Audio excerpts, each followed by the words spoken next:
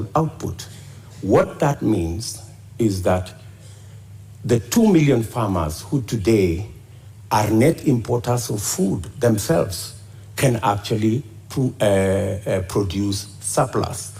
And we can make sure that we have sufficient supply that ensures that the prices are reasonable for everybody. So the real solution to the cost of living, especially on matters food, because we all understand the biggest contributor to the high cost of living is the cost of food.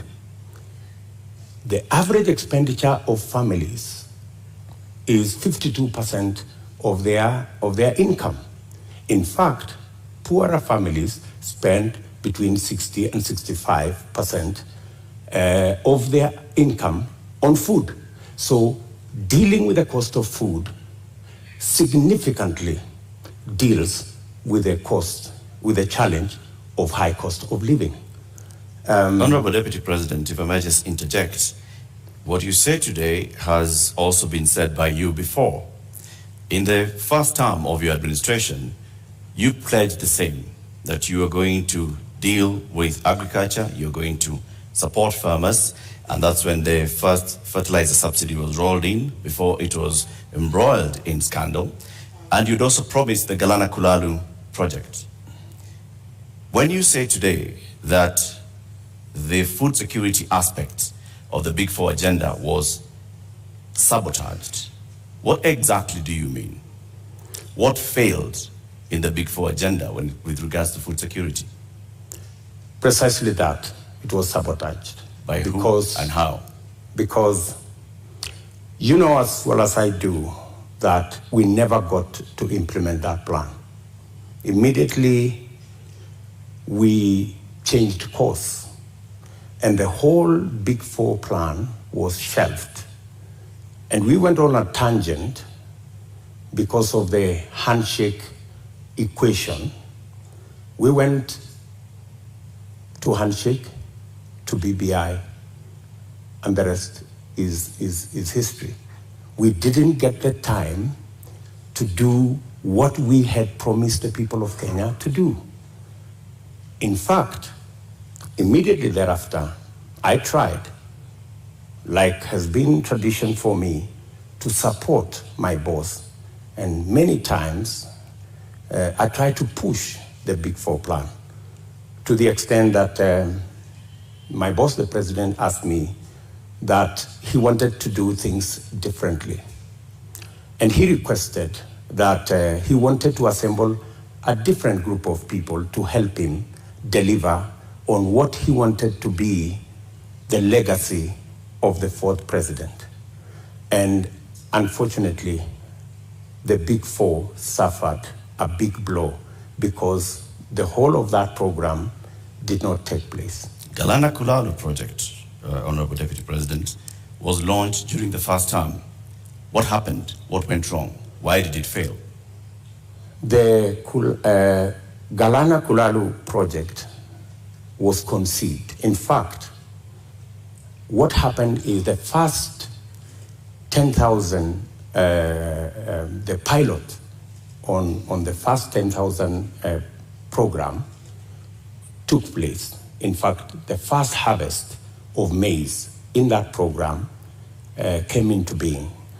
And the recommendations from the trial on that project was we needed to build a dam because the water from the river was not sufficient to do the Galana Kulalu project. We needed to scale up now and do the dam so that the water that was available, because the soils research and the trials showed that the soils could actually support the production of maize and other cereals. Unfortunately, it didn't move from there because we didn't get the dam sorted. And you know that we had actually 57 dams that we would have wanted to do. Unfortunately, they didn't happen. They suffered. So why didn't you do the dams, Honorable Deputy President? And the former ambassador of Israel to Kenya also said that they were facing frustration in supporting the Kenyan government on this. Why did you not do the dams? Why did you not go ahead with the implementation of the Galana Kulalu project? The Galana Kulalu project, as I have told you, was part of a wider plan to make sure that we move our agricultural productivity from rain-fed to irrigation. And it was not just about Galana Kulalu, it was a series of other dams, including what we call the High Grand Fall dams that was supposed to feed into the lower part of the Tana. It was Lowat Dam in Turkana. It was Radat Dam in Baringo.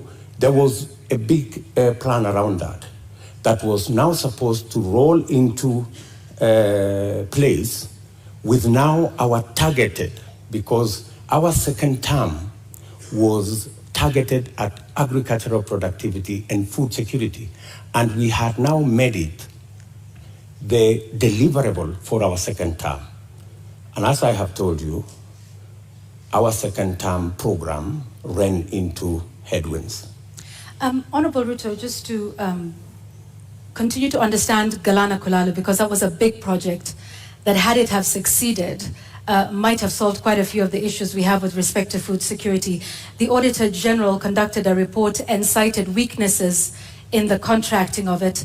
First, that there was single sourcing, and that even the manner in which the contract itself was done, in terms of payments that were tied to the contractor. And so raising a number of issues around the manner in which the contract itself was put together, that then states that this was something that was going to fail anyway. And so what's your response to that with respect to the manner in which contracting is done in this country, particularly with Galana Kulalu, which is a big project under the first term of the Jubilee administration, of which you are a part? I quite agree that issues were raised around the contract, and that is why the contract actually was shelved with a balance. It didn't go the full hog, because when those issues were identified, it led to the contract being stopped so that those issues could be addressed. But by the time it was getting there, already the trials had been done, the pivots had been set up, the first crop had been harvested, and we already had the template on what actually needed to be done, because the contract, the initial contract, was for the first 10,000 acres. The real contract was for the 1 million acres, which was really the target for food production. But as I have told you, that is not the only project we were looking at for food production. And let me also say that even without the implementation of the Galana Kulalu, supporting the farmers as they are today would still guarantee us a situation where we would not be in the situation we are in. Today, for the first time in Kenya, the price of unga has gone to 230 in some cases. It's never been that bad. I must say, as a former Minister for Agriculture, serving under President Kibaki, I am the minister who assembled the infrastructure that provide subsidy on fertilizer. And we saw an increase of 5 million bags of maize when we rolled that plan. When that plan was, when the subsidy, fertilizer subsidy was cancelled 2 years ago, that is why we are where we are. We are not here because Galana failed. We are here because we didn't do what we needed to do with our farmers the way they are today. What Galana Kulalu was supposed to give us is actually that extra production that would even make it possible for Kenya to export. There is absolutely no reason why Kenya today is spending 12 billion shillings to import maize from Uganda or from Tanzania. We should be net exporters of maize, for example, but we are not. And the reason why we are not is because our agricultural sector is undercapitalized. We have removed the support that farmers always had. And that is why, for the first time, because of the things we didn't do, because of the removal of the fertilizer subsidy, for the first time, the price of unga has gone to 230. Honorable Deputy President, you say that a lot was done in the first term, and that is why we got to a point where in 2017, we still had rise in food prices. In 2017, it was specifically because of drought. And for your information, the prices of flour, maize flour, went to 140. It didn't go to 230. That's the whole difference. However, then, even in the situation of drought in 2017, what the debate then was, 2 kilogram packet of maize was retailing at 140.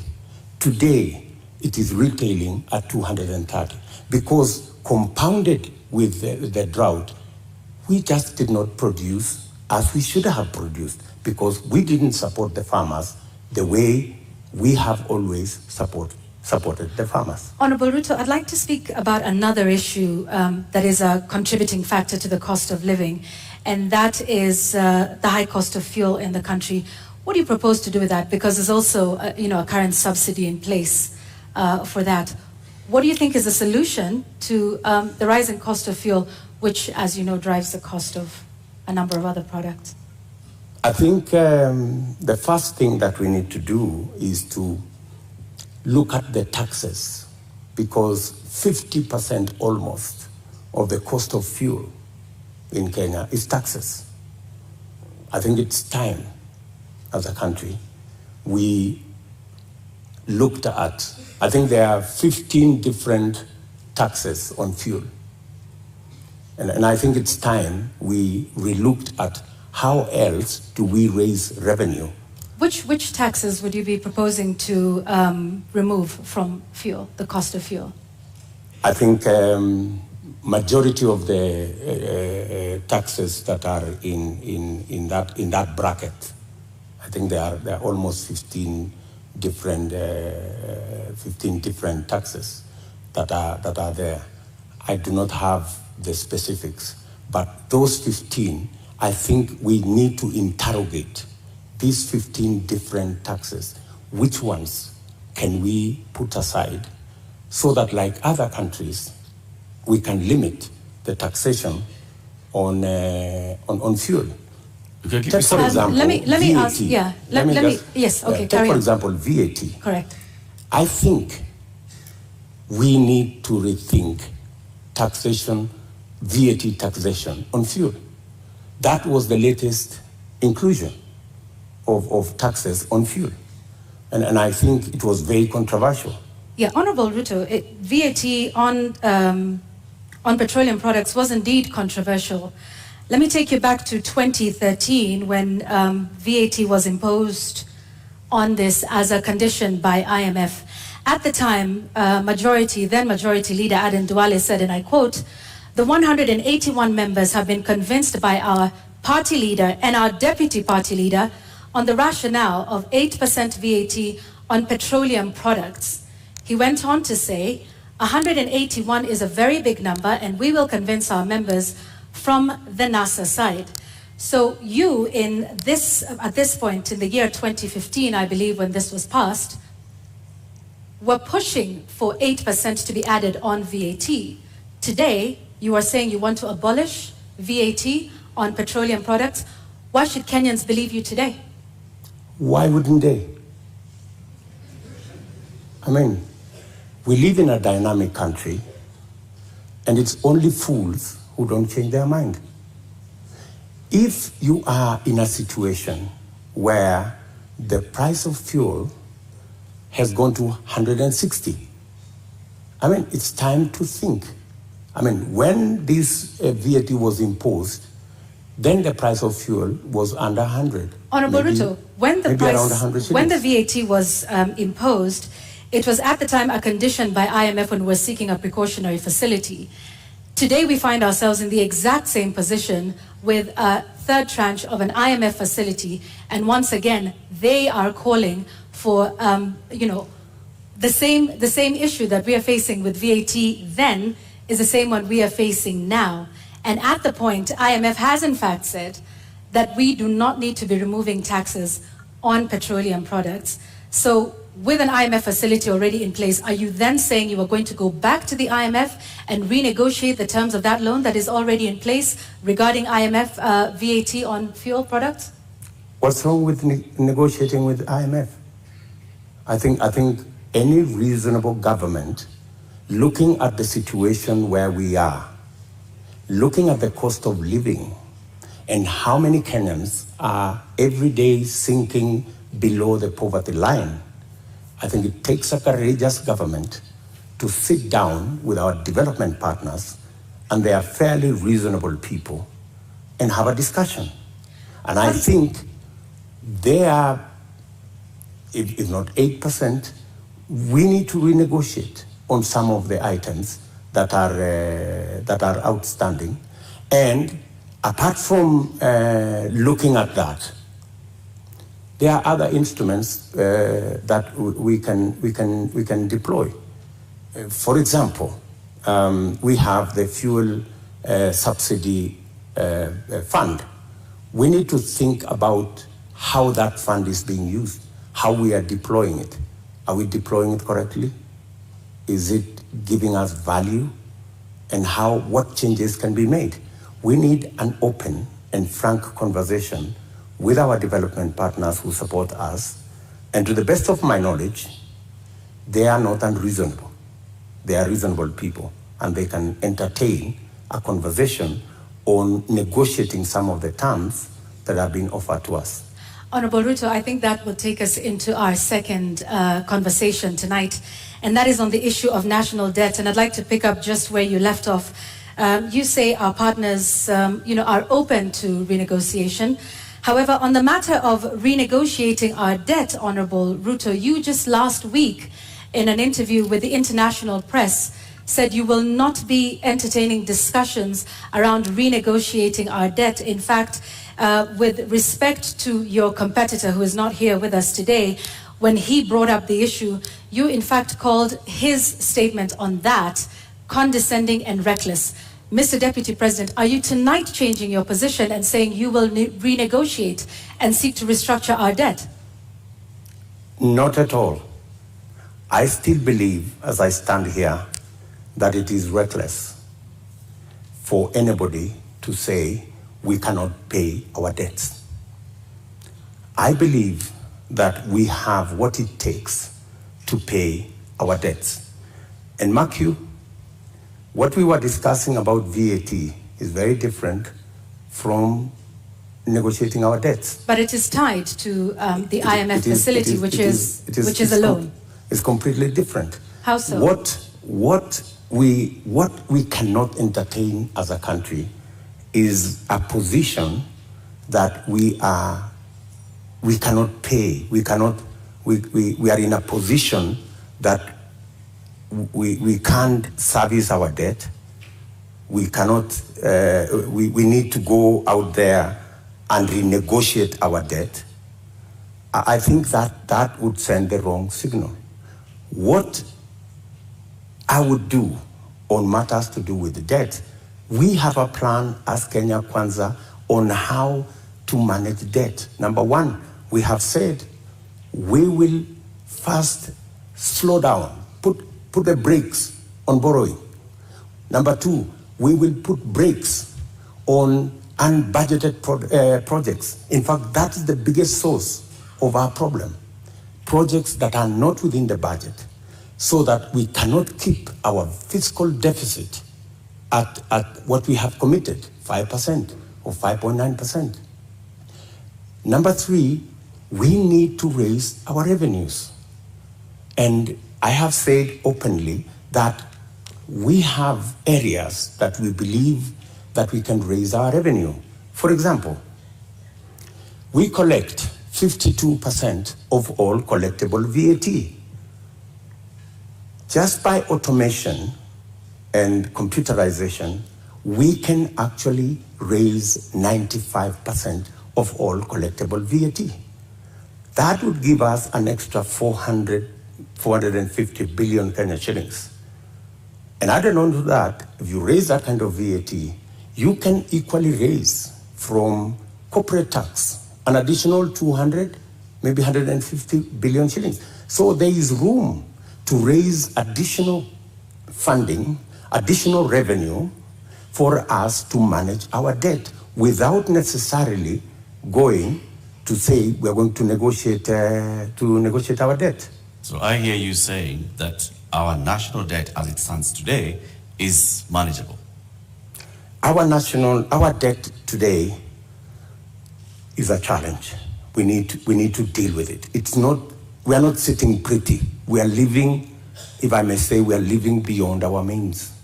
And that is why I am saying that we should stop this borrowing spree. Let me give you, in our first term, we borrowed 2.2 trillion. From 2017, our handshake brothers have borrowed 4.2 trillion. That's what's the source of concern. And it's not a source of concern to me. It's a source of concern to Kenyans as well. And it's even a source of concern to our development partners. They are beginning to raise issues about our debt. And more so, the trajectory of continued borrowing. So that's why I'm saying our administration will first slow down on borrowing, remove unbudgeted projects, because that's the biggest incentive, and then go back to raising our own revenue. Do you have figures that you are targeting? When you say remove unbudgeted projects, how much are we talking about? When you say slow down on borrowing, from what amount to what amount are you talking about? When you look at our fiscal deficit, all right, there are too many projects that are not that are not budgeted for. For example, the Uhuru Gardens Museum. You don't see it anywhere in government budgets, but it's been built. So these are the kind of projects. Do you know how much? That, for example, in the last financial year, we've spent close to 15 billion in that project. In the last financial year, Honorable Deputy President, yes. Do you know how much of unbudgeted projects we spent? Actually, unbudgeted projects are in the region of 100 billion. Unbudgeted projects. And that is what is spiraling our borrowing.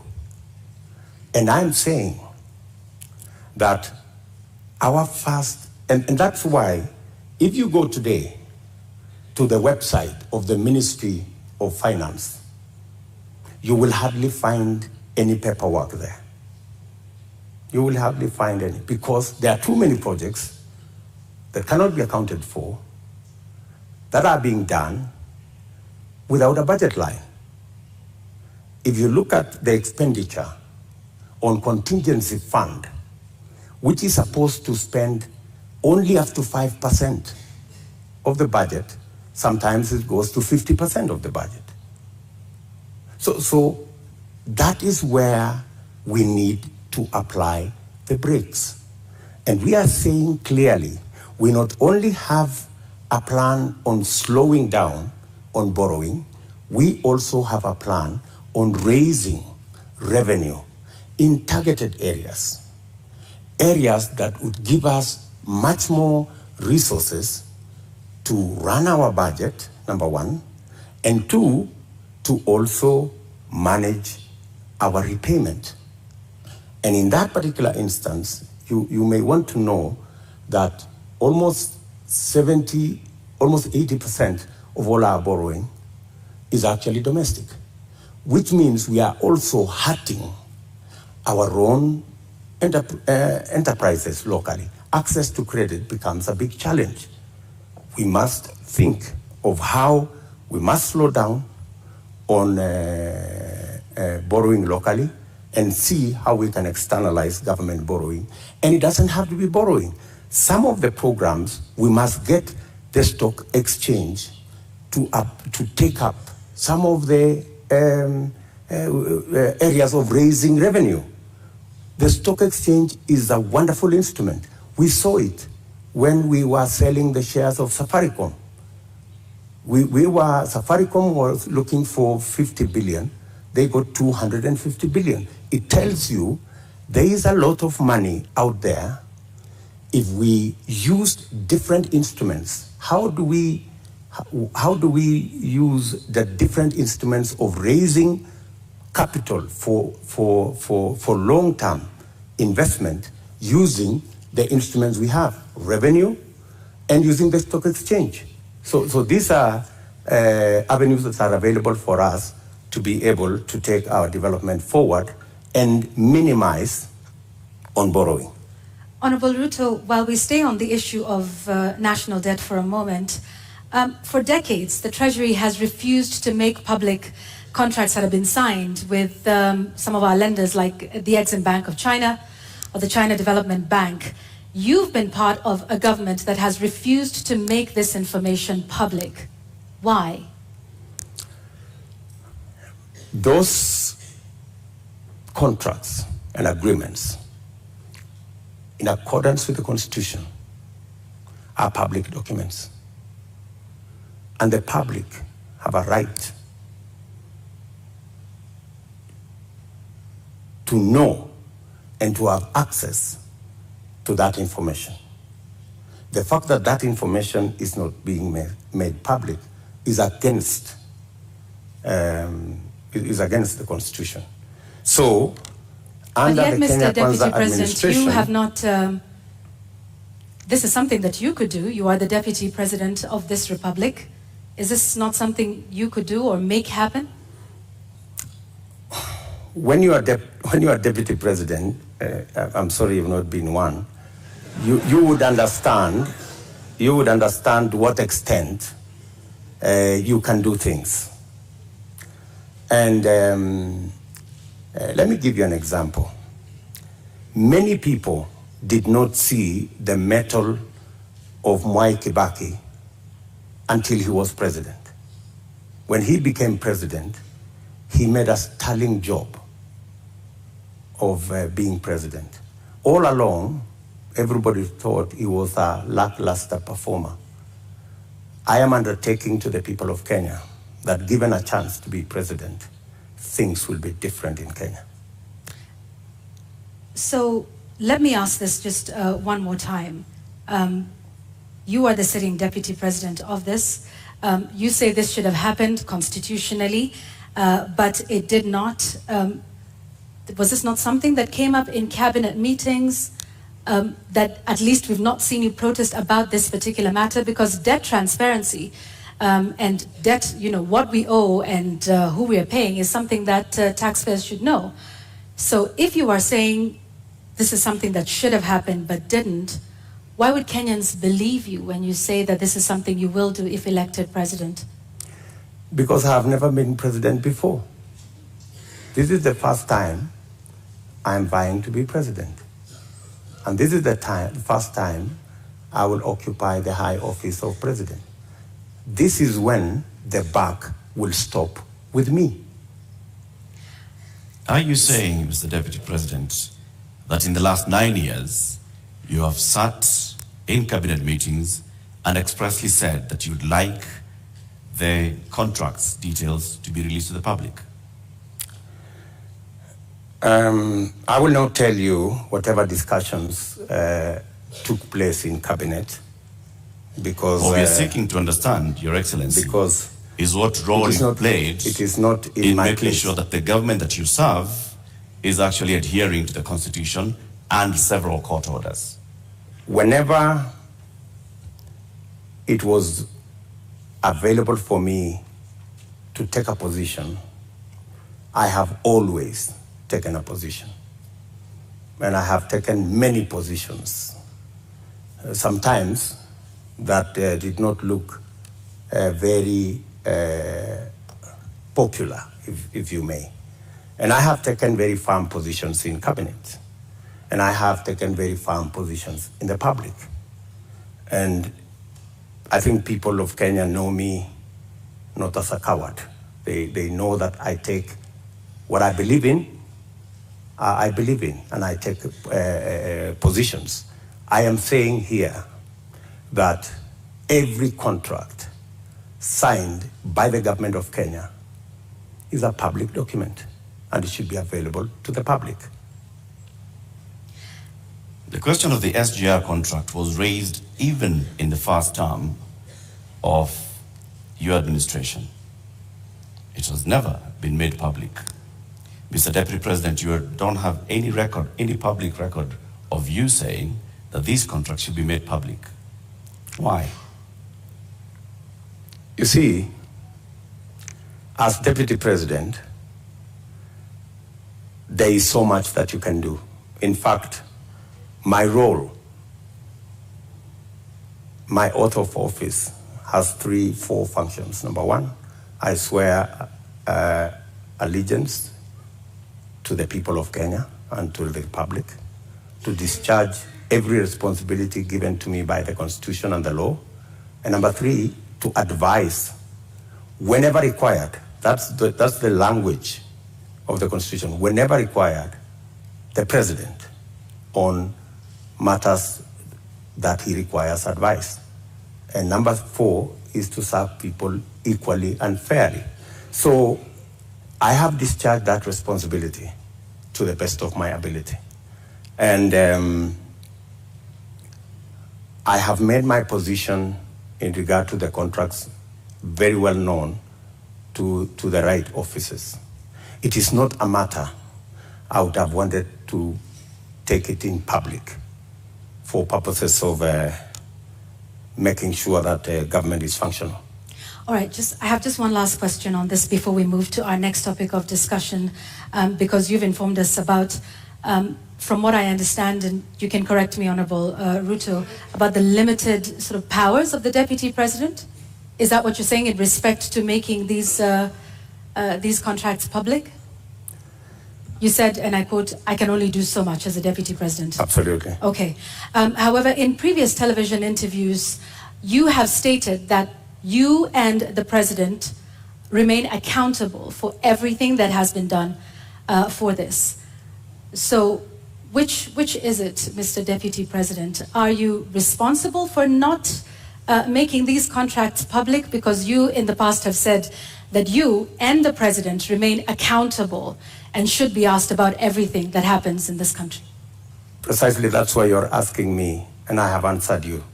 I have said clearly that to the extent that my duty as Deputy President is concerned, I have discharged my responsibility. I have given advice to my boss on many issues, including that particular issue. So I have given him my advice, enumerating very well that it is the constitutional position that every contract is made public. I have given that advice to the President as is required of me. So, but you know the buck stops with the boss. Honorable Deputy President, let's now move to the next topic of our conversation this evening, and this will be on a matter of national security. You were recently in Elgeyo-Marakwet County, where you promised the people of Kerio Valley that you'll do everything in your power to secure them. You've also been visiting other parts of this country, Marsabit, Baringo, Samburu, Laikipia, West Pokot. More than 300 people have died in the last 7 months alone in this country, killed by armed bandits. Livelihoods are lost, children have not gone to school. Children have been killed. Kerio Valley residents have even petitioned the UN Secretary General, saying that their government has failed to provide them with security. In your manifesto, you say that security is a cornerstone of protecting people's livelihoods. Why has the government of Kenya, in which you've served as an assistant minister, as a minister, as a deputy president, been unable to secure the people of these counties? I quite agree with the feeling of many Kenyans. In fact, it's yesterday. It's not even last week. It's yesterday. I was in Elgeyo Marakwet, and one of the leaders there told us we have buried 114 people in that neighborhood. So it is indeed a live and serious matter. You have seen me in when we came into office in 2016. I called all the leaders from Baringo, Elgeyo Marakwet, Pokot, Samburu, and we had a serious leaders meeting in my office in Karen. And because of that meeting, for about 3 years, we went round, we mobilized all the governors, and we provided National Police Reserve in all those areas. And the situation was under control. But when we came into the handshake arrangement, a false narrative,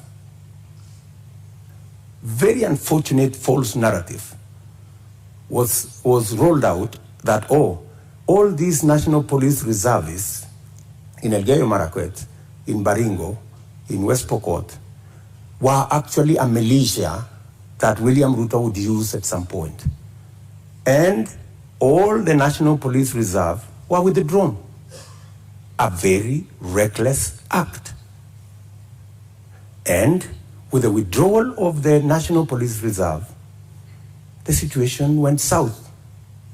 And that is why I was saying yesterday in Elgeyo Marakwet that we will do whatever it takes.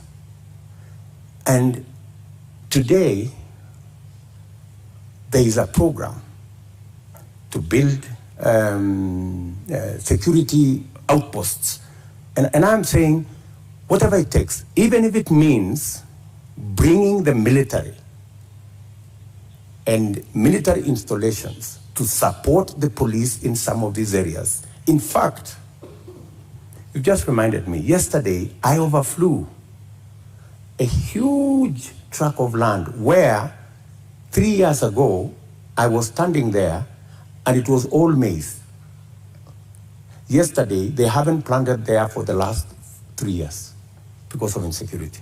So insecurity is not only causing our children not to be in school, it is causing starvation, it is causing death. Yet, people want to treat it casually. But Honorable let Deputy me tell you, President, let me just allow in the me. last 3 years, Mr. Deputy President, you have not spoken out about the issue in Kerio Valley. You have not said anything about the killings that have been taking place, like they told you, 150 people buried this year. You spoke about it only yesterday. Where have you been in the last I have months? always been there. In fact, if you go and ask those people in those regions, I have always been present. We have buried many of those people with our own money. We've taken many of those people to hospital with our own money. I have deployed my personal resources to deal with that situation because I know it was a political a political agenda. You know, the withdrawal of the National Police Reserve was really an unfortunate act. But because it was intended to punish William Ruto, you know, never mind that many people lost their lives, is a real tragedy. But that is the nature of our politics in Kenya. Honorable Ruto, unfortunately. Honorable Ruto, you're saying that was done to punish you? What other explanation do you have? You go withdraw security personnel in the whole of that whole region, you know, you subject people to... How would that punish you, Honorable Ruto? Because I am the one who had led the whole, in fact, I am the one who had taken charge. In fact, I was there every 2 weeks in that region. I was there every 2 weeks. I am the one who mobilized the resources. I am the one who mobilized the security men, the identification of the National Police Service. And so it looked like it was Honorable Ruto, it was help about me understand. It was never about me. Did you mobilize those resources on a personal basis or as Deputy President? As Deputy President. So why would your government punish the Deputy President? You live in Kenya, my good friends. And I am failing to understand it, sir. And you know... Are you telling the people of Kerio Valley that 150 of them have been buried this year alone just because a government is punishing the Deputy President? Not just that. The Kimwarer and the Aror dams were cancelled intentionally to punish my supporters. That's it. We will come to that, sir. You, as the Deputy President, consume intelligence reports. Tell us, over the last 30 years, what is it that has led to this continuous cycle of violence in Kerio Valley, in Baringo, in Samburu, in West Pokot, even going as far as Marsabit County? What causes this, and what will you do, knowing the intelligence that you have? The biggest contributor to the situation we have in those regions is competition for resources, competition for water, competition for pasture, general matters of education, and precisely the reason why we had a plan on Radat Dam to provide the water for the whole of that belt. Aror, Kimwarer, Lowat. These are dams that my thinking was, if we provide water in these areas, we can sufficiently roll out irrigation. For your information, that whole Kerio belt where people are fighting, it is a granary. We have the best mangoes from that region. We have very good soya that can be grown in that region. The only impediment is water, access to water. And there are enough rivers to be tapped. My solution to the whole of that region is twofold. Let us provide water for livestock. Let us provide water for irrigation. And let us get schools developed, as well as making sure that we provide road infrastructure. That's why we rolled out the road from Parbelo, cutting across that region, to come out on the other side in a place called Marich Pass, through Tot, through Jesongoch. And now there was also the road that was supposed to connect Kapedo from the other side of Turkana coming to Nakuru. Opening up that area is the solution. Opening up that area in terms of infrastructure and opening up that area in terms of water infrastructure will provide the solution. Unfortunately, there are people who don't see it that way. So you say that the Aror Kimorel Dam, you recently said that you are going to complete it should you be elected president. Yes. Why did it fail? I will. Yes, I will. It didn't fail. It was meant to fail. I mean, let me tell you. As a deputy president, sorry, sir, to just interject. As a deputy president, and like I started by saying, you've been minister before, you've been an assistant minister. We are talking about violence that has been taking place for decades, not just in the term that you've been deputy president. So this is not about you being punished now, unless you're telling us that for a long time, there are people that have been scheming to punish William Ruto by killing the people of Kerio Valley. That's not what I'm saying. I am saying we had a solution. we had close to 5,000 National Police Reserve. In fact, we have, we'd even moved a step forward to provide armored vehicles to make sure that we can follow whoever these criminals are, right? We had a plan. Unfortunately, that plan was frustrated. And you know, the plan was, let's provide a National Police Reserve. Then, let us construct the roads. Then, let's provide water infrastructure. And then, let's provide school infrastructure. That way, you ease out people from that situation where they are today to a new environment where they appreciate education, they have food to eat, their animals have water and pasture, and then you can develop that region. In fact, in my mind, that's where the future of Kenya is, because we have huge tracts of land in that region. And the fact that people have been fighting in that region forever doesn't mean that they should continue fighting. We should find a solution. Honorable Ruto, let's go back to the issue of water, and you've mentioned the Kimwarer and Aurora dams. And you say that as well was cancelled to punish you? That was cancelled for political reasons. For political reasons. Well, some of the allegations that have been made, by the DPP in court is that payments were made contrary to the law. They were not processed through the consolidated fund. That in fact, this was all done to ensure that there were kickbacks, that the government made advance payments, including 11 billion shillings in excess of unnecessary debt to, this is what they're saying, which prosecutors say were to go to, friends and co-conspirators of this scheme.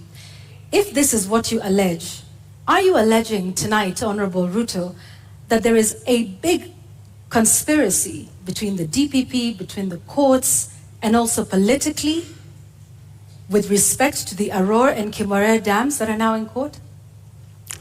For your information, Aurora and Kimwarer was signed at the same time with other government projects, signed by the same companies, funded by the same financiers, and they were signed not with me, witnessed by the President of Kenya. So these are not projects that were cooked at night or in some dark corner, right?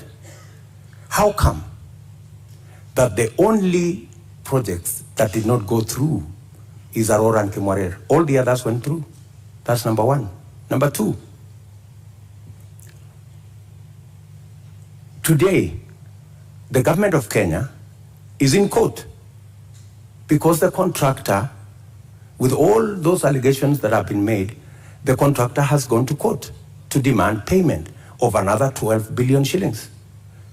I mean, that should concern everybody. There are also suspects in court, Honorable Ruto. Pardon? There are also local suspects in court over the matter. Forget about the court matter here.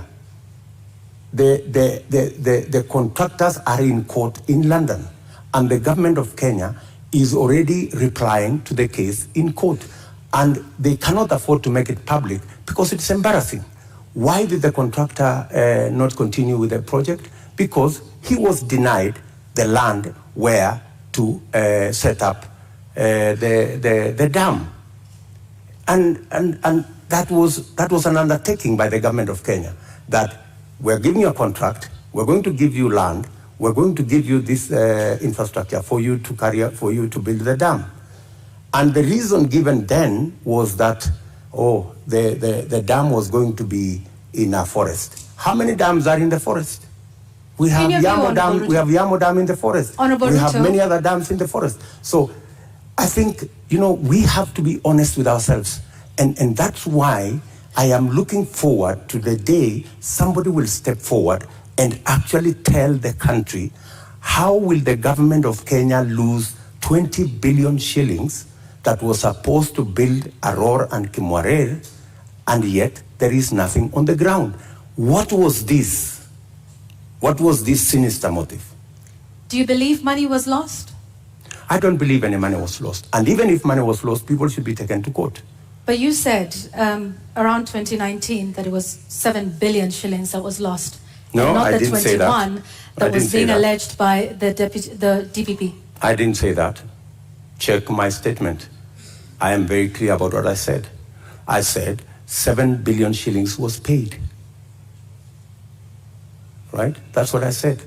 And for your information, I said that 7 billion shillings that was paid was actually insured. The reason we should be asking is, why hasn't the person, the company who insured that money, why haven't they been asked to pay? Because the company that insured that 7 billion is a well-connected company. That's why the demand letter has not been put to them. So what you're alleging... And you see, Kenyans will one day really marvel at what really happened in this Kimwarer and Aror Dam. You will be shocked. Tell us what really happened, because what it sounds like is you're alleging the investigating authorities, the DPP, the courts. There are suspects in court at the time, including former Cabinet Secretary Rotich, who I believe was charged afresh a couple of months ago over this issue. If this is all politically instigated, are you then saying that all of these authorities, different arms of government, are conspiring against you, from investigators to the DPP to the courts, to punish you, Honorable Ruto? Let me ask you, that matter has now been in court for 4 years. It has not moved an inch. It's been dancing, you know?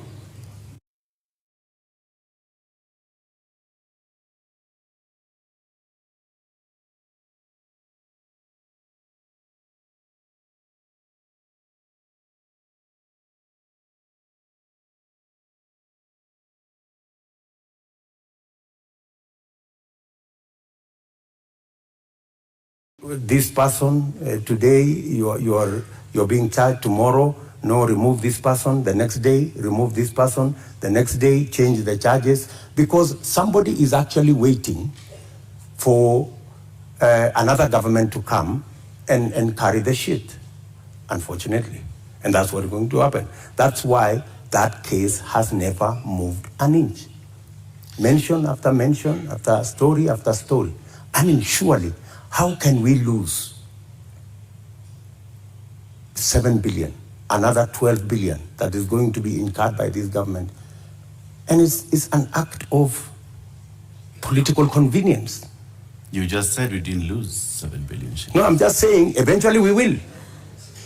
I mean, if it is not sorted out. And that's why I'm saying when I come into office, I will make sure that the money is not lost. And I will make sure that the impediment imposed on this project, we will provide the land. The contractor will build the dam, and we will move ahead. To conclude the matter of national security, I think we'll also touch on constitutional implementation here. Over the last 9 years, Deputy President, you have been chairing the Intergovernmental Budget and Economic Council. The Constitution establishes, under Article 204, the Equalization Fund, which was meant to fast-track development in some of these marginalized areas, the ones we've been talking about, and many others, to help them with water, roads, health, education projects. Why has this fund never been operationalized? Two things. My chairmanship of the Intergovernmental Budget and Economic Council extends to a limit. The issue you have raised about Equalization Fund is actually in the ambit of the summit, which is chaired by somebody else, right? As chairman of the Intergovernmental Economic and Budget Council, in fact, governors listening to me today, they know that we did a perfect job, especially when it came to transfer of functions, a function that was supposed to take 3 years. We made sure that we worked day and night because we wanted to get devolution rooted and moving. We completed that exercise in a record 1 year instead of 3 years. We have since worked with county governments, and many of the governors will tell you that I have provided leadership as chair of the council on every matter, whether it was grants, whether it was matters to do with conditional grants, whether it was making sure that there is a balance between what goes to national government and what goes to county governments. The whole of that trajectory, whether the issues to do with settling matters with the former local government authorities, assets, liabilities, I have been working on that with many governors, and we have made tremendous progress, including the final one that we concluded the other day, where counties now, as entities, can borrow money. As entities, like Laikipia County is the first that is going to have the leverage to borrow money. So I have a track record on what I have done. Thank you, Mr. Chairman of IBEC. Now let me ask the question to the Deputy President. Why has the Equalization Fund never been operationalized 12 years after the promulgation of the Constitution? The Equalization Fund, window.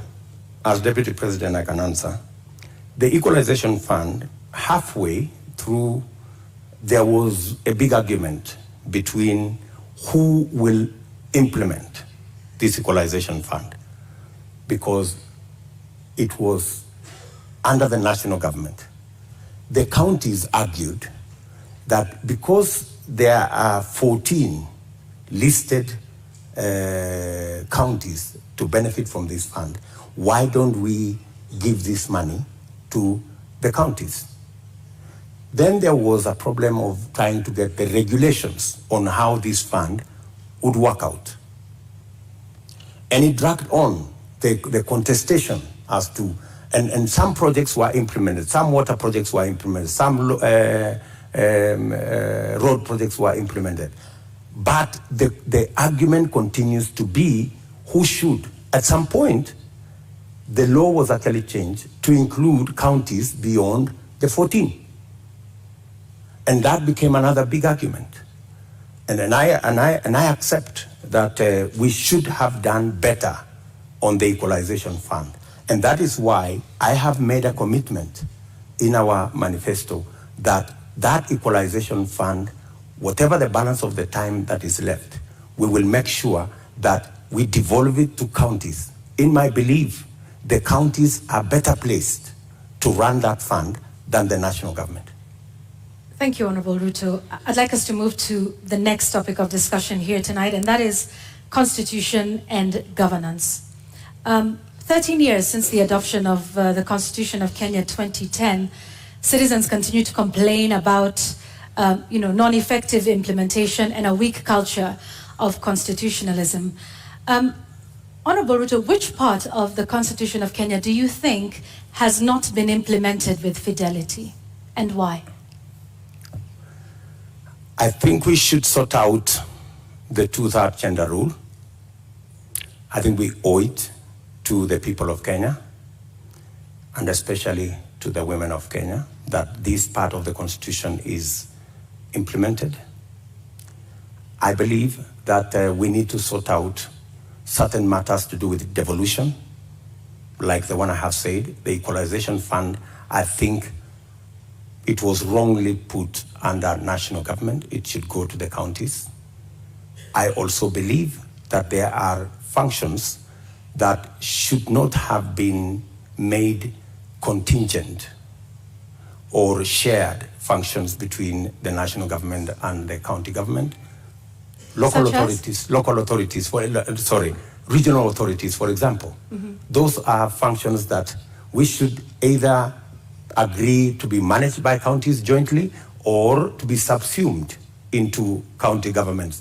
If it is Kerio Valley, how do we split it so that the counties in the Kerio Valley we have a Kerio Valley Development Authority. Should that be managed by the national government? I don't think so. I think it should be managed by the counties in the Kerio Valley. So these are some of the functions that I think we need to clarify. We need to complete the implementation of the Constitution. I have raised, for example, the matter of the Judiciary Fund. I think we have wasted too much time in implementing the judiciary fund. After I pushed so hard, this year, 1st of July, the judiciary fund was operationalized because I have been talking about it for the last year and a half. So these are some of the sections that I believe that we should be able to conclude the implementation of the Constitution. Let's go back to the two-thirds gender principle. In your view, why did we fail in terms of getting this since 2010? I think, speaking for myself, I have made a commitment, and I know it's doable, to make sure the two-thirds gender rule is realized. There are different proposals. There are proposals that require constitutional change. There are some that do not require constitutional change.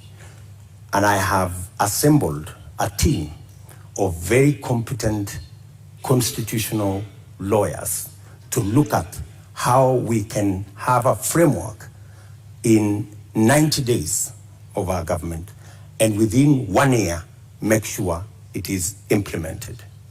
And it's not necessarily for purposes of the women of Kenya. It is for the benefit of everybody. The fact that we do not have as many women leaders is actually a negative for us. There is something we are losing.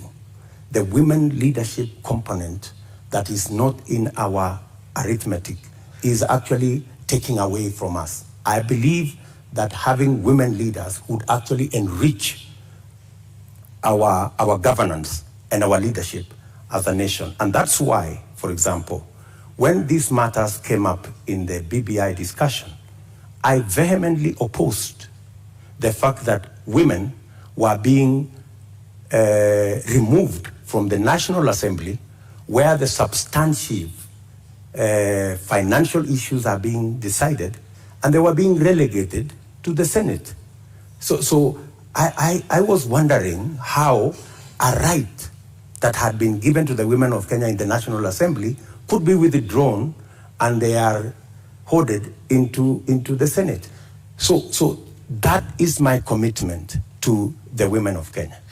Also, on the judiciary fund that you've mentioned, you said you will operationalize it. But the judiciary is by dint of the Constitution of Kenya independent. So what is this exactly that you will do that operationalizes this fund? You see, independence can be undermined by financial resources.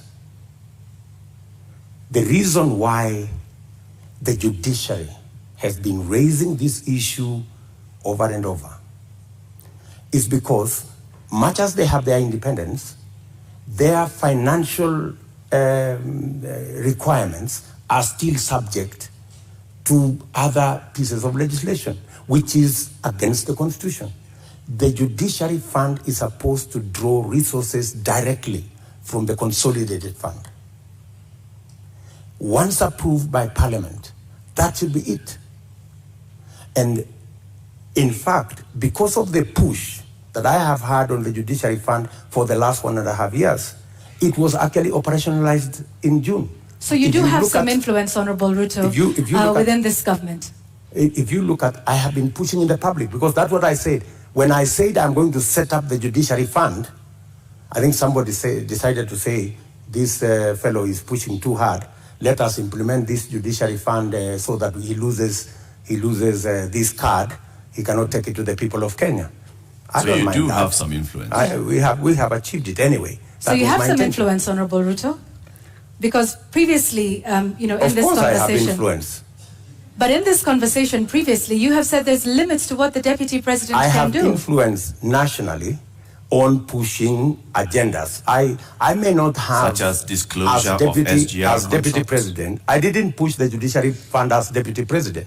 I pushed it as a leader. Why couldn't you do that then for a number of the other issues that we have discussed here tonight, that you have said you did not have influence over? I have pushed back, for example, on the issue of the BBI.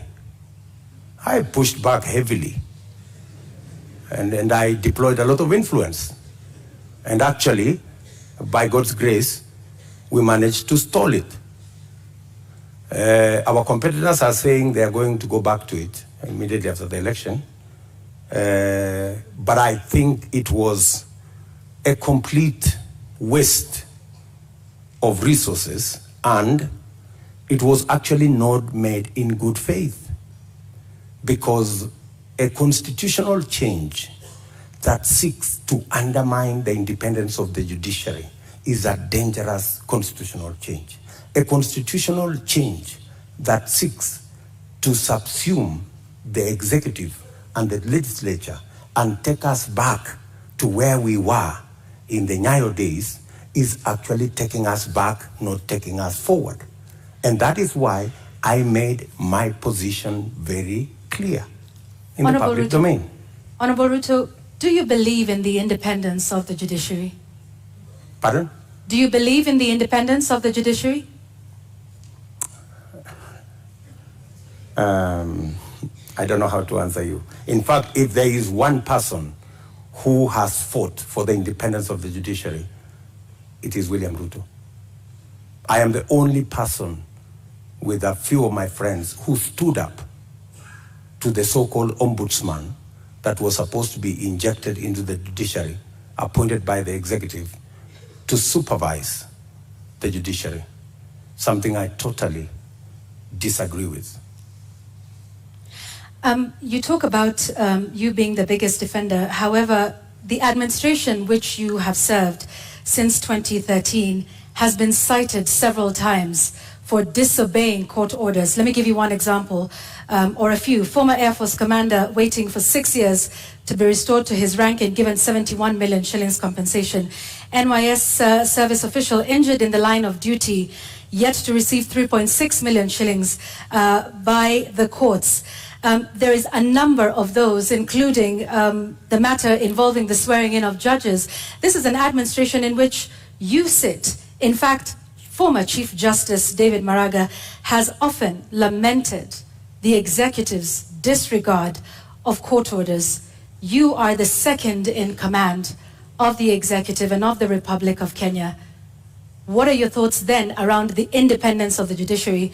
And why have there been so many court orders disobeyed under your watch as Deputy President? Two things. I am an ardent believer in the independence of the judiciary. When the judiciary issued a ruling nullifying our election, I went out of my way to persuade my boss for us to go back and do the election again. Because much as we criticized that judgment, because we believed that we had won that election fair and square, but because of our commitment and belief in the judiciary, we still obeyed the dictates of the judiciary. That's one. You have raised incidences where, of course, judgments have been entered against government and they have not been sorted out. And I quite agree. And in fact, that was one area we identified even as we developed our manifesto. If you look at our manifesto, we have squarely identified that as an issue, that we cannot continue this situation where government leads in disobeying orders. Honorable Ruto, yes, that's indeed a good matter for me to interject. Just hang on 1 second, Honorable Ruto. Yet you have sat in that administration which has defied court orders. We haven't heard you raise issue on that. And in fact, now that you brought up the 2017 Supreme Court petition, you were rather unhappy with the Supreme Court judges. You called them those 6 people. You called them Wakora.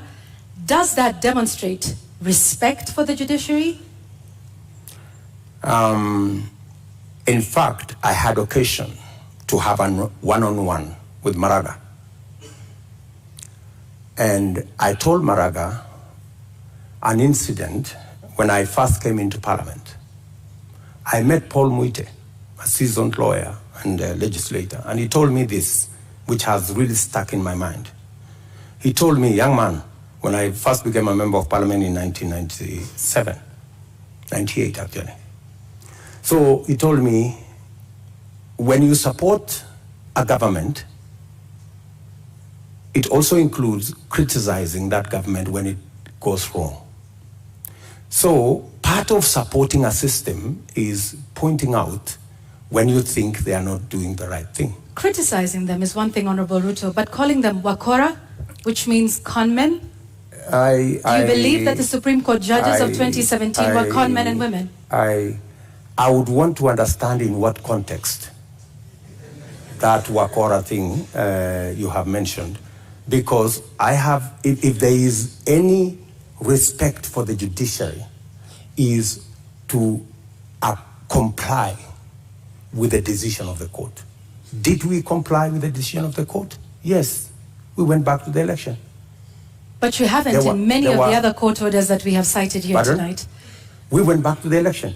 And the admission that the fact that there are so many outstanding issues and the fact that I have singled them out and they are part of what I intend to sort out is actually halfway the solution. I don't think if you look at the manifesto of our competitors, they have recognized that as an issue. I have recognized that as an issue because I believe in the independence of the judiciary. I believe government should lead from the front in obeying court orders. And in fact, we have said in our manifesto, if you read it clearly, it says we will look at all judgments that have been entered against government. And we will develop a mechanism to make sure that within 1 year, we comply with all judgments entered against government so that even as we drive the country to obey court orders, we lead as government from the front. Let's talk about something else, Mr. Deputy President, and this is with regards to leadership and integrity. Your opponent, who did not turn up tonight, said he could not come to this debate because he did not want to face a man who has no regard for ethics, public morals, or shame. How do you respond to that? Do you sincerely believe that that is the reason why he's not here? I don't think so. I don't think so. My competitor is not here because he doesn't have a plan. He doesn't have an agenda. He cannot articulate anything to the people of Kenya. That's why he's not here. Secondly, my competitor is not here because he doesn't want to answer difficult questions. You know, he's been part of this administration, the handshake administration, for the last 5 years. KEMSA happened, and many other things happened. In fact, my competitor could not come here because he's not the real candidate. He's a project. At this moment, Honorable Ruto, just one moment, just to remind our members of the audience that they agreed to abide by the rules of the debate, and that involves no cheers, no jeers, no noise. Honorable Ruto, I'm sorry I interrupted you. Please carry on. Sorry. So, I mean, that's the reason. So these are just scapegoats. You know, he's dodging difficult questions. He doesn't want to answer. His allies, the handshake allies, Mr. Deputy President, there are expectations that are laid out in the Constitution and in law with regards to the character and the values that a leader should have. Do you think when you go out in public campaigns and you use terms to describe your fellow leaders, that demonstrates you as somebody with great values, fit for leadership? I have tremendous respect for all Kenyans and all Kenyan leaders. I have not in any way undermined the public standing of any leader or any person or any Kenyan for that matter. I have not called anybody washenzi. I have not called anybody takataka. I'm just a Kitendawili. Huh? Kitendawili. I mean, is kitendawili an insult? Ganga. Huh? I think we have all come to understand what kitendawili means. Mr. Deputy President, there's public perception that associates you with a rather good appetite for acquisition of property, particularly land. And this has been mentioned many times.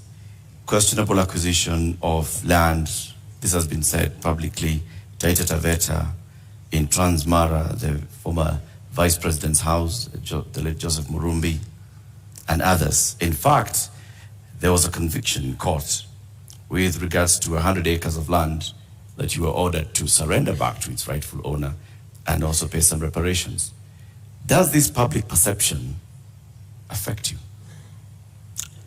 For your information, that's why I am proposing in our manifesto to deal firmly and squarely, institutionally, with a fight against corruption. Because allegations are made, left, right, and center.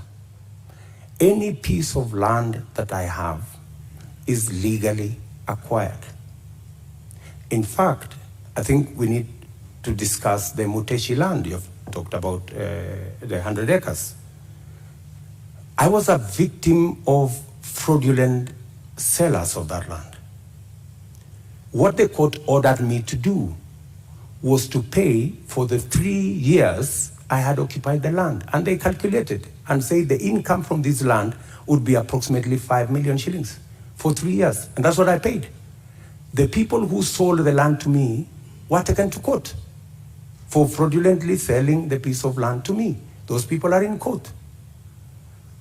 The Mr. Deputy President, Taveta, my question was, all these allegations. Taveta land issue. There was that, there's a Taveta, there's Taveta Western land Hotel, issue there's Transmara. As a person, Yes. as a person, what does this make you feel when you hear that there's all this public perception about you and irregular acquisition of land? You see, acquisition of property is a legitimate endeavor. How you acquire it, if it is legitimate, you've paid value for it, and I want to tell you, I have paid value for any property that I have. Maybe the whole story has, like everything else that has been said, and all manner of allegations have been raised about many people, you know. My competitor, Dominion land has been mentioned about him, Molasses land, so many other pieces of land. Does that make you guilty? Not at all. I think the presumption of innocence and the fact that I can stand up to scrutiny. And for your information, I am probably the politician in Kenya that has been audited, left, right, upside down, inside out, on any matter, you know? And maybe because I have raised my head beyond what many people think I should. If I was a quiet business person, I am sure I wouldn't attract the same kind of labeling that I've been subjected to. How much is enough? Enough is enough.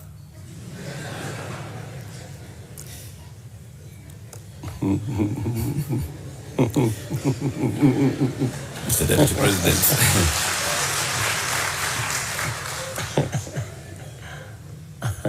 Mr. Deputy President, we'd like to conclude this conversation with the election preparation. We're just 2 weeks away to the August 9th general election. You've previously said that, yes, you are willing and ready to accept the outcome of the election. Are there any circumstances under which you will not accept the outcome of the election?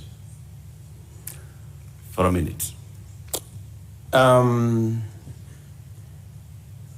Accepting the outcome of the election includes going to court if you have an issue with the results. That's accepting the outcome of the election. Okay, you say my competitor has won. I have a doubt and I will go to court. Why I made that deliberate statement is because we have had a situation in Kenya where every other election we foment a crisis around refusing to accept the outcome of election. And it has cost us lives, property, and many other things. And I needed to be on record, and which I am, that I will accept the outcome of this election. I know that the people of Kenya will make a choice. If it is me, I will prepare to govern the country on day one. If it is not me, I will accept that my competitor has won. If I have any issue, I will go to court and accept the outcome of the court. Honorable Ruto, we've come to the end of this conversation tonight. We would like to give you 2 minutes to give us your closing statement tonight.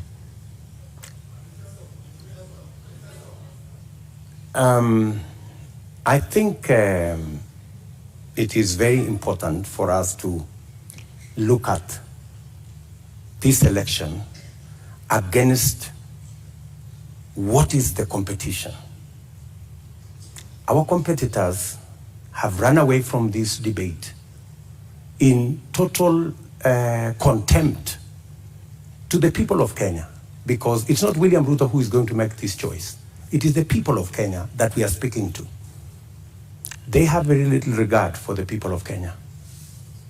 They think the deep state is going to make the decision. They think that the system is going to make the decision. I want to tell the people of Kenya tonight that they are the ones who will make the decision on the 9th of August. Their vote is what will make the next government happen. And I want to encourage them to disregard the propaganda, the mobilization of chiefs and all these people and the provincial administration and the whole of this contempt and madharau, and tell them, tarehe 9 mwezi wa 8 wa Kenya, ninyi ndio mtaamua serikali ambayo inakuja. Na mimi nawaambia, serikali ya Kenya Kwanza itapunguza gharama ya maisha. Tutahakikisha kwamba watoto wetu milioni 5 wako na ajira. Tutahakikisha kwamba kila mmoja wetu anaweza kwenda hospitali na kuwe na bima ya afya, na tunaweza pia tutahakikisha kwamba kuna maji na watoto wetu wanasoma. Tuko na mpango. Tarehe 9 mwezi wa 8 waamuke, wapige kura, watengeneze serikali, tuende mbele pamoja. Shukran sana, Mr. Deputy President. Honorable Dr. William Ruto, thank you for making the time for us tonight. Thank you very much. That's right.